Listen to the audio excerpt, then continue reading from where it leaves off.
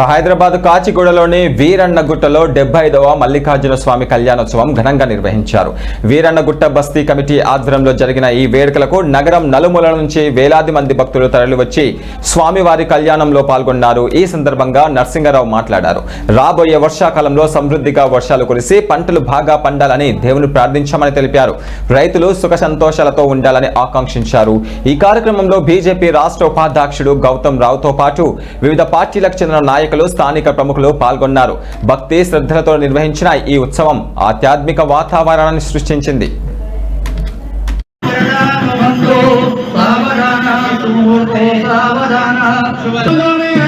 గత 75 ఏళ్లుగా ఈ వీరన్నగుట్టలో జరుగుతుంది.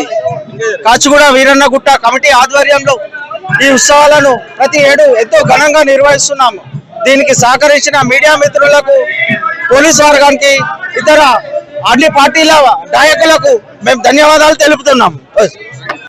మేము అంటే చిన్న ఉన్నప్పటి నుంచి నేనైతే ఒక 6 దశాబ్దాల నుంచి చూస్తున్నాను. ఈ ఉత్సవాలు చాలా పెద్ద ఎత్తున మరి ఇలా పెద్దలు, నాన్నలు, తాతలు కూడా ఇక్కడ చేసేవాళ్ళు. అదే విధంగా సాంప్రదాయ పద్ధతిగా ఈ రోజు ఆ కమిటీలు మారుతున్నా కానీ ఉత్సవాల్లో మార్పు లేదు. ఇంకా ఉత్సవంగా ఉత్సవాలు జరుపుతున్నారు. ఈ కమిటీకి ప్రత్యేకంగా నేను ధన్యవాదాలు తెలుపుతూ జై శ్రీరామ్. కళ్యాణ మహోత్సవాలు నిర్వహించడం జరుగుతోంది. ఈ యొక్క ఉత్సవాలు అంబర్పేటలో మరియు హైదరాబాద్ ఉన్నటువంటి అందరూ కూడా పాల్గొని బ్రహ్మాండంగా ఈ యొక్క ఉత్సవాలను నిర్వహించుకోవడం జరుగుతోంది. హైదరాబాద్ లో ఉన్నటువంటి సాంస్కృతిక పరంగా అన్ని కార్యక్రమాలు కూడా హిందూ బంధువులందరూ కూడా కలిసి చేసుకునేటువంటి ఆనవాయితీ ఉంది. ముఖ్యంగా ఈ యొక్క మల్లికార్జున స్వామి తర్వాత రేపు రాబోయేటువంటి శ్రీరామ ఉత్సవాలు కూడా ఈ అంబర్పేటలో కలిసి శోభాయాత్ర కూడా నిర్వహించుకోవడం జరుగుతుంది. ఆ శోభాయాత్ర కూడా అందరూ పాల్గొంటారని చెప్పి నేను తెలియజేస్తా ఉన్నాను. కాబట్టి మల్లికార్జున స్వామి కళ్యాణంలో కూడా ఆనవాయితీగా ప్రతి సంవత్సరం పాల్గొనేటువంటి భక్తులు అవుతున్నారు. వాళ్ళందరికీ కూడా శుభాకాంక్షలు తెలియజేస్తూ ఉగాది శుభాకాంక్షలు తెలియజేస్తూ ముగిస్తాను.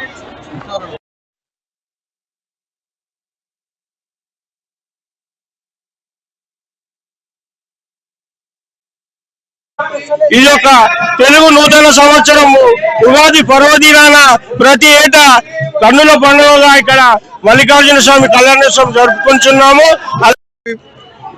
ఈ యొక్క తెలంగాణ ప్రజలకు ఉగాది శుభాకాంక్షలు. పత్రికా విలేకరులకు ప్రతి సంవత్సరం లాగానే ఈ సంవత్సరం కూడా ఇక్కడ కొన్ని సంవత్సరాల నుండి మల్లికార్జున స్వామి కళ్యాణం జరుగుతుంది. ఆ కళ్యాణానికి ఇటు ఉన్నటువంటి ప్రజలందరూ కూడా భక్తులు చాలా మట్టుకు రావడం జరుగుతుంది. అదే రకంగా 27వ తేదీ రోజు మా యొక్క డాక్టర్ గౌతమ్ రావు గారు ఈ యొక్క